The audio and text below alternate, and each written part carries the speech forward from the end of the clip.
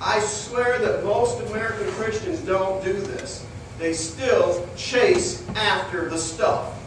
They will not relax and chase after the kingdom of God in His righteousness. He says, if you do that, though, I will make sure you have the clothes you need, the food you need, the covering you need, the home you need. I'll make sure you're okay. You might not have everything you want, but you, excuse me, but you'll have what you need. Now, with that in mind, let's go back to the beginning. The Creator King wants you to serve Him. It doesn't matter about all the fancy food, because 100 years from now, where will you be? 1,000 years from now, where will you be? 10,000 years from now, where will you be? 100,000 years from now, where will you be? 1,000,000 years, 1,000,000,000 years, 1,000,000,000,000 years, where are you going to be? All those time that can't even compare to the little bit you're here, you're going to be in heaven with God. Can you imagine how trivial it is to worry about all these things for a little bit of time you won't even remember hardly. 100,000 years from now, you're still dancing in heaven, and you're going to forget about all that little trivia stuff. It's kind of like thinking of little 6-month-old babies. Why are they crying? They get all the food they ever want. They get all the, the diapers fixed they want. They don't have to do anything. What are they crying about? That's kind of what God looks at you and says, what are you always crying about? Am I not the God of the universe who created all things, and you think I can't take care of you for a little bit to make sure you got food and clothing and taken care of until I bring you home with me? He says, stop crying like babies. I've got something higher for you I need you to do. I want you to seek first my kingdom. I'll take care of the rest of you. Just get off of it. Stop fussing about it. Come after me. Because the king needs to be able to have faithful followers. And what's that mean then? Well, everything today hinges on your choice. That choice is either voluntarily follow Christ as your personal king or ignore His right to rule over you. You've got to either choose. It's one or the other. It's black and white here, Jesus says. It's either He's in charge of you or you are in charge of you. You've got to make that choice. You've got to make a choice to say, I'm following Jesus or I'm doing my own thing. One or the other. It's got to be one or the other. It can't be both. You can't serve two masters. A lot of people serve themselves and they come to church meetings. Does that mean that God's their king? No, just because they come to a meeting. Let me give you a simple example. If you go to the bank, do you have $1 million? You can go sit in that bank all day. You still don't have, you go home with a little bit of money in your pocket you had to start with. Just because you go to the bank doesn't make you a millionaire. Just coming to church doesn't mean Jesus is your king. A lot of people come to church and hear a little sermon. The king stuff is every day. What do you do with what you hear? Do you go home and still do your own thing? Or do you follow the king's business? Follow the king's style? Yeah. What do you do with it, what you're hearing here? So, number one then, to let Jesus be king, you truly seek His kingdom. This is what it comes down to. This is what it means. It says, this means to renounce sin and your self-rule. Surrender to His kingship over you in all aspects of your life, every phase. Number two, this means, and look what it says, to become a disciplined learner or a servant, basically, of the King of Kings. Think of a king, he always had servants dedicated to the king who would do whatever he wanted, do anything he wanted and said because he was their boss. That's what he still is teaching today. Thirdly, this means you choose to make your job and career second to church ministry, your king's business. You can't serve the king's business while you're sitting there doing your own business. You have to surrender the flip-flop it so that the king's business is the primary concern of your life. And the secondary thing is your part-time job where you have money to buy food and clothes.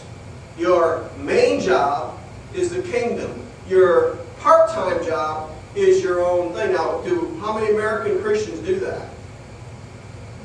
Most people say, my job is first, If I got time, I'll come to church. And then if I don't have time, whatever, forget it. That's not what God is teaching here, is He? You have to flip-flop this very thinking. It's got to be so solid in your mind that what Christ is saying is an ultimatum. I'm king or you're king. Make up your mind. Here's the line, cross it. You come to church and play games with me, and that's what Americans do. I just read a research thing today that the high school kids up through 20s, they see the church as full of hypocrites. And they don't have any interest because they're all hypocrites. They don't do what they say. Further research proved they're right. The vast majority, they said, of the American Christians on a given week will go gamble the same way the wicked gamble. They will lie and cheat on their taxes the same as the wicked. They will commit adultery just like the wicked. They went through line by line, thing by thing. There was absolutely no difference between them and the world. Well, obviously, those people that are in the church, Jesus isn't their king. They haven't come. They come into a building singing songs, but they are not surrendered to King Jesus, are they? Because a servant obeys the law, and a rebel refuses the law. And so they're right. The church has fallen to this day to the prophecies that Paul warned that in the last days it'll be dangerous times because many will depart from the faith, and they will be proven because they will be chasing after money. They'll be lovers of money, pleasure, just like the world does. And that's exactly the day that you and I are living in right now. Does that make sense? Now, number one, let's go through it just over. I'll emphasize a couple points on each one. Number one, go back to really seek the kingdom first. It means that you need to renounce sin. Remember, sin is equal to crime.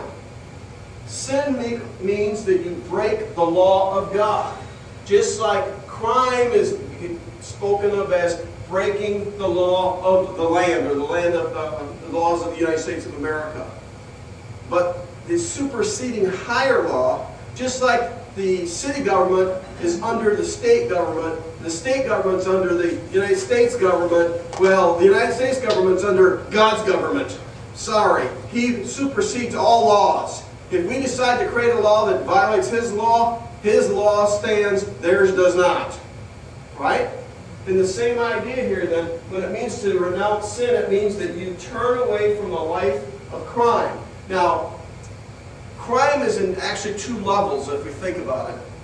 You get people like Martha Stewart, who was convicted of basically cheating to make sure she got money.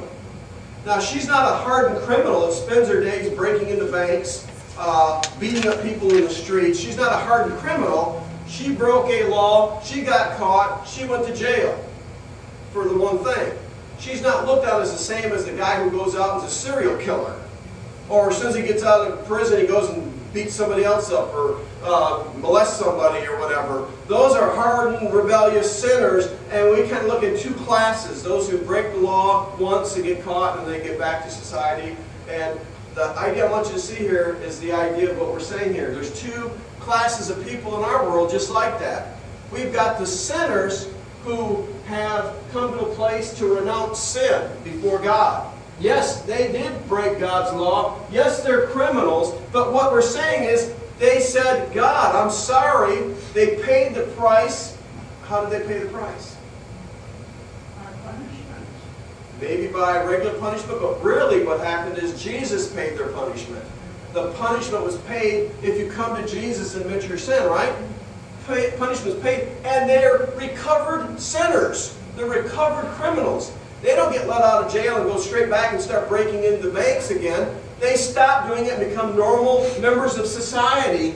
This is the kind of example I'm saying here. The people that are criminals that break God's law, but they admit their sin, they stop, they renounce their sin, they renounce their self-rule, and they follow Jesus. But every one of us is a criminal